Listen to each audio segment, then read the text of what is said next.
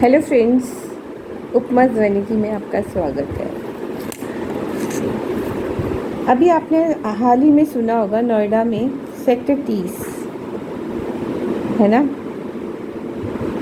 एक high profile वकील रेणु सिन्हा, ठीक है, उनके पति ने उनका गला दबा के हत्या कर दी।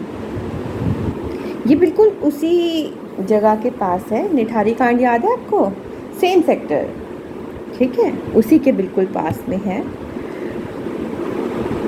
कोठी नंबर है D14, जहाँ पे ये हाई प्रोफाइल महिला रेणु सिन्हा रहती थी। एक्चुअली जिस घर में रहती थी वो इनकी पीछे से चली आ रही, मतलब पेरेंट्स की तरफ से दी हुई प्रॉपर्टी टाइप थी। अब पति देव रोज़ प्रॉपर्टी को बेचने के लिए बात करते रहते थे। वाइफ नहीं बेचना चाहती थी। होता ही है, घर की प्रॉपर्टी जिनमें आपका बचपन बीता हो, शादी ब्याह हुआ हो, उन चीज़ों को बेचने का दिल नहीं करता। तो यही वजह रही होगी कि मैडम उनको मना करती थी कि नहीं, हमें ये बेचना नहीं है, मेरे बेटे के पास रहेगी प्रॉपर्टी। मगर पतिदेव रोज़ झगड़ा करते थे क्योंकि वो बहुत टाइम से जॉब नहीं कर रहे थे, तो रोज़ झगड़ा रहता था। अब जो वकील मैडम थी, उनकी आदत थी कि वो संडे को अपने ब्रदर के साथ खाना खाती थी। अब खाने का टाइम हो रहा था और ब्रदर उनको नॉन स्टॉप कॉल कर रहा था, कॉल लग नहीं रही थी। तो जब कॉल नहीं लग रही थी तो उनके ब्रदर ने किसी तरह से उनका लोकेशन देखा, तो घर का ही लोकेशन दिखाई दे रहा था। तो उन्होंने अपने जीजा को फ़ोन किया, तो उन्होंने कहा मुझे तो नहीं पता, मैं तो एयरपोर्ट पे बैठा हूँ, मुझे कुछ काम है, मैं यहाँ बैठा हूँ। तो उन्हें शक हुआ, वो सीधा नोएडा पहुँचे और नोएडा पहुँच के सीधा पुलिस के पास गए और बोले कि मेरी बहन के साथ कुछ हो गया है, फ़ोन नहीं उठा रही है वो। और जब पुलिस साथ में गई तो घर बंद था, पूरा बंद था, लेकिन एसी चल रहे थे। तो शक हुआ तो उन्होंने दरवाज़े खुलवाए किसी तरह से और अंदर जाके देखा तो जो वकील थी रेणु सिन्हा जी, उनकी डेड बॉडी बाथरूम में पड़ी हुई थी। ठीक है, हस्बैंड को ढूंढा गया, कॉल की गई, कॉल नहीं पिक हो रही थी, वो नहीं मिला कोई भी। ऊपर का फ्लोर बंद रहता था तो इसलिए किसी ने ढूंढने की भी कोशिश नहीं करी और कोठी को वापस बंद करके वो बाहर पुलिस वालों को दो एक लोगों को बिठा के और वापस पुलिस चली गई। सबको लगा कि जाने क्या हुआ। और फिर हस्बैंड के फ़ोन की लोकेशन सर्च की गई। सुबह से रात हो गई थी, रात को 2 बजे इन्हें पता चला कि जो लोकेशन है उनके मोबाइल की वो वही घर में है। फिर दोबारा पूरे घर की सर्च हुई तो जब ऊपर वाला फ्लोर खोला गया तो उसमें उनका एक स्टोर था, उसके अंदर वो बंदा अपना मोबाइल लेके बैठा हुआ था।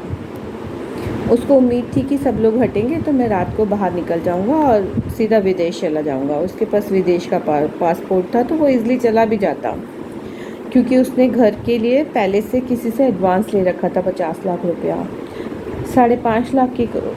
5.5 करोड़ रुपए की कोठी थी जिसको उसने सेल पे डाल रखा था। इसी बात पे झगड़ा हुआ और उन्होंने उसका गला दबाया और मार दिया।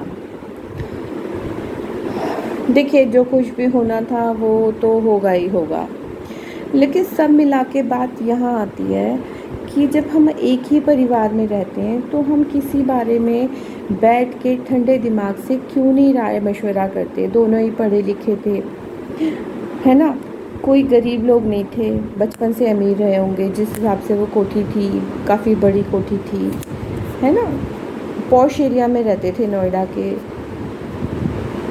तो लोग कहते हैं ना, गरीबों के पास परेशानी होती है, जिनके पास पैसे ज़्यादा होते हैं मुझे लगता है उनके पास ज़्यादा परेशानी होती है, जिसके पास कुछ नहीं है उसके पास परेशानी भी नहीं है ना। बच्चा बाहर पढ़ रहा था, एक इकलौता बेटा, पता नहीं क्या ही था, मतलब बेवजह उन्होंने अपनी ज़िंदगी हराम कर ली। कोई ज़रूरत नहीं थी उनको मारने की। ये बातें बैठ के डिस्कस हो सकती थी, लोगों को बुला के डिस्कस हो सकती थी। बट पता नहीं घर में ही क्रिमिनल कैसे हो जाते हैं लोग, है ना। घर वालों से बात करने में परेशानी होती है। वाइफ के साथ ही रहते थे लेकिन आपस में बातचीत नहीं थी। कैसे रिश्ते हो गए ना लोगों के। बेटे को बिठाते बीच में, डिस्कस करते उस बारे में। एक तरीका भी था ना काम करने का, क्या ज़रूरत थी गला दबाने की और मार डालने की। बट हो गया, अब सारी ज़िंदगी जेल में,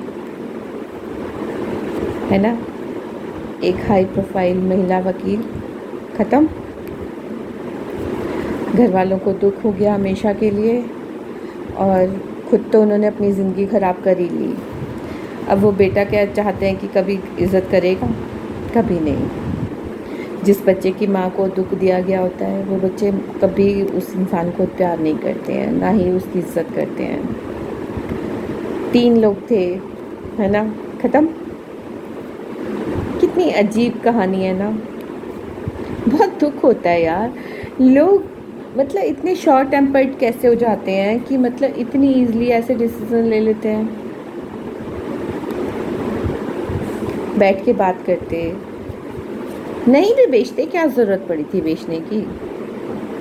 वैसे विदेश चले जाते, पैसे की कमी थोड़ी थी उनके पास।